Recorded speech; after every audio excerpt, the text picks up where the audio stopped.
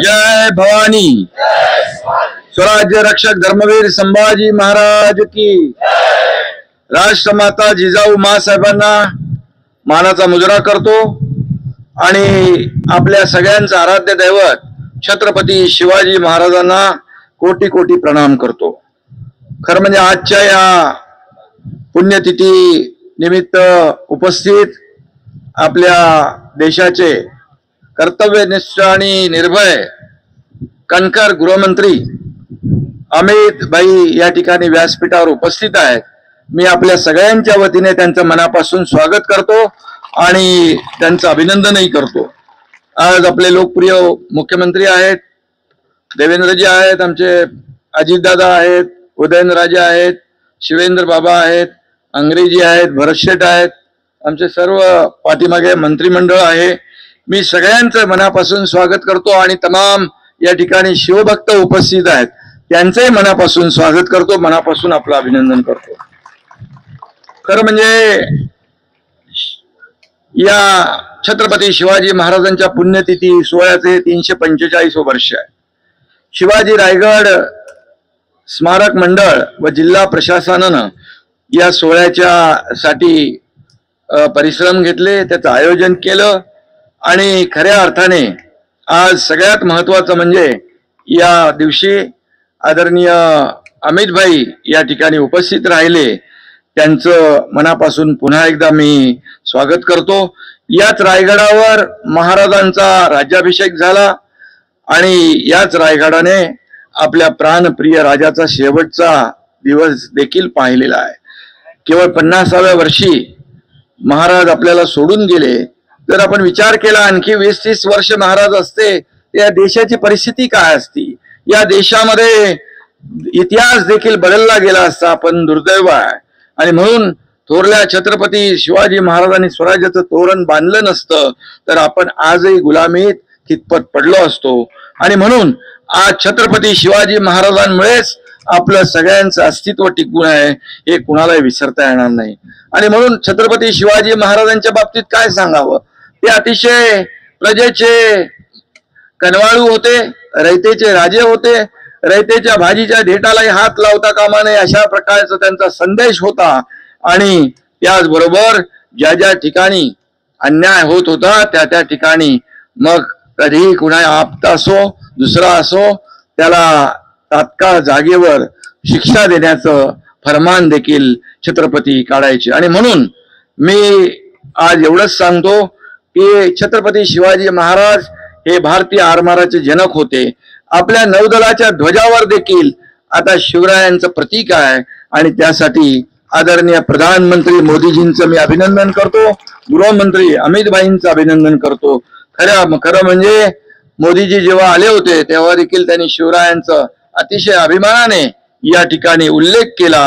आणि म्हणून आज छत्रपती शिवाजी महाराजांचा इतिहास जो आहे 7 समुद्रापलीकडे पोहोचलाय।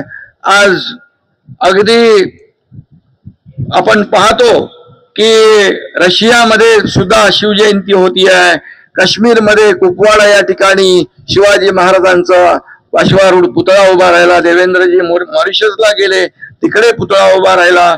आज खूप मोठ्या प्रमाणावर आज अफजल खानाचा कोथळा ज्या वाघनखाने काढला तो वाघनख देखील आपण आणली आहे आणि वाघनख ब्रिटनहून आणली, त्याचं देखील दर्शन घ्यायला रांगाच्या रांगा लागलेल्या आहे। आणि म्हणून या ठिकाणी शिवछत्रपतींनी हाती तलवार घेतली पण निष्पाप लोकांच्या रक्ताने ती कधी रंगू दिली नाही, त्यामुळे त्यांच्या रणनीतीला रक्ताचा वास येत नाही तर मानवतेचा सुगंध येतो। आणि म्हणून शिवाजी महाराज केवळ व्यक्ती नाही तर एक विचारसरणी होती। आणि म्हणून महाराष्ट्राच्या घराघरात मनामनात शिवछत्रपती आज घर करून आहेत। आणि म्हणूनच छत्रपती शिवाजी महाराज चाल करून आलेले, मग अफजल खान असेल औरंगजेब असेल, त्याची थडगी याच महाराष्ट्रामध्ये गाडली गेली, हा देखील इतिहास आहे। आणि म्हणून ही विषवल्ली या महाराष्ट्रामध्ये कुठेही वर येणार नाही, ती ठेचून काढली जाईल, हे देखील आपलं सरकार छत्रपती शिवाजी महाराजांचा आदर्शाने पुढे काम करतंय। आणि म्हणून मला अभिमान आहे आज गृहमंत्री या ठिकाणी आहेत आणि गृहमंत्री महोदय देखील छत्रपती शिवाजी महाराजांचा इतिहास अतिशय त्यांनी जवळून त्याचा अभ्यास केलाय। आणि म्हणून आज त्यांनी एकदा ठरवलं की हे करायचं. मग मोदीजींच्या नेतृत्वाखाली मग 370 कलम असू द्या ते हटवण्याचं काम देखील त्यांनी केलं. परवा आपण मगाशी उल्लेख केला की संसदेमध्ये बोर्डाच्या बिलाच्या वेळेस त्यांनी जे भाषण केलं ते देखील अंगावर रोमांच उभे करणारं होतं. आणि म्हणून आज का नया भारत छत्रपति शिवराय का जय जयकार करने वाला है.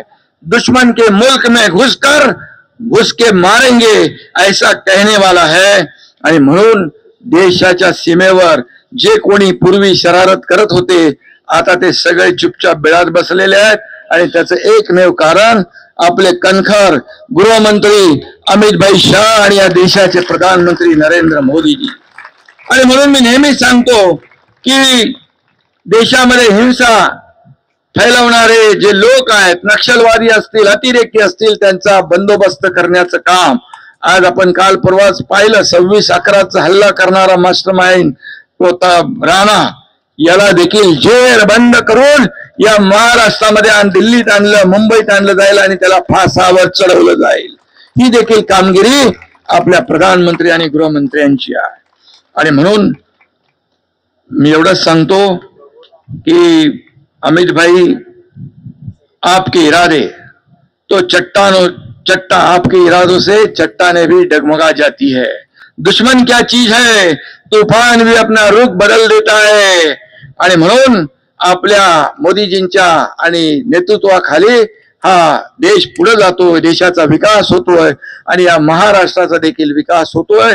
हा महाराष्ट्र छत्रपती शिवाजी महाराजांच्या आदर्शावर चालणारा हा महाराष्ट्र आहे. आणि म्हणून या महाराष्ट्रामध्ये देखील जे जे छत्रपती शिवाजी महाराजांनी रयतेसाठी जनतेसाठी केलं ते सरकार म्हणून आज आम्ही करतोय. मी मुख्यमंत्री होतो त्यावेळेस देखील 2.5 वर्ष शिवाजी महाराजांचा आदर्श डोळ्यासमोर ठेवून आपण काम केलं. आता मुख्यमंत्री देवेंद्रजी आहेत, आम्ही टीम म्हणून काम करतोय. या महाराष्ट्राला पुढे नेऊ आणि छत्रपती शिवाजी महाराजांचे गडकोट किल्ले आहेत, हा आपला इतिहास आहे, त्याचं जतन आणि संवर्धन झालं पाहिजे. ते देखील अतिक्रमण मुक्त झाले पाहिजे. ही देखील भूमिका सरकारची आहे. आणि म्हणून या सर्व किल्ल्यांचं आणि म्हणून अमित भाई मुद्दाम या ठिकाणी आलेले आहेत. या ठिकाणी खऱ्या अर्थाने जे आपलं इतिहास आहे, गडकोट किल्ले इतिहास आहे. एवढ्या वर गडकोट किल्ले कसे बांधले, तोफा कशा आल्या, पाणी कसं आलं, काय आर्किटेक्चर, काय इंजिनिअरिंग, काय दूरदृष्टी शिवाजी महाराजांची. आणि म्हणून याचं संवर्धन जतन झालं पाहिजे. यासाठी सरकार पुढाकार घेते. अमित भाईंना आमची विनंती आहे की याच्यामध्ये जे काही ASI ने देखील जो पुढाकार घेतला पाहिजे, लवकर जेवढ्या युद्ध पातळीवर काम करता येईल तेवढं आम्हाला योगदान सहकार्य केलं पाहिजे. एवढीच आपल्याला विनंती करतो आणि पुन्हा एकदा आपल्या सगळ्यांना मनापासून धन्यवाद देतो, मनापासून आपले आभार मानतो. पुन्हा एकदा आपल्या सगळ्यांच्या वतीने अमित भाईंचं मनापासून स्वागत करतो. धन्यवाद. जय हिंद, जय महाराष्ट्र, जय शिवराय. तुम्ही पाहत आहात विस्टा न्यूज मराठी.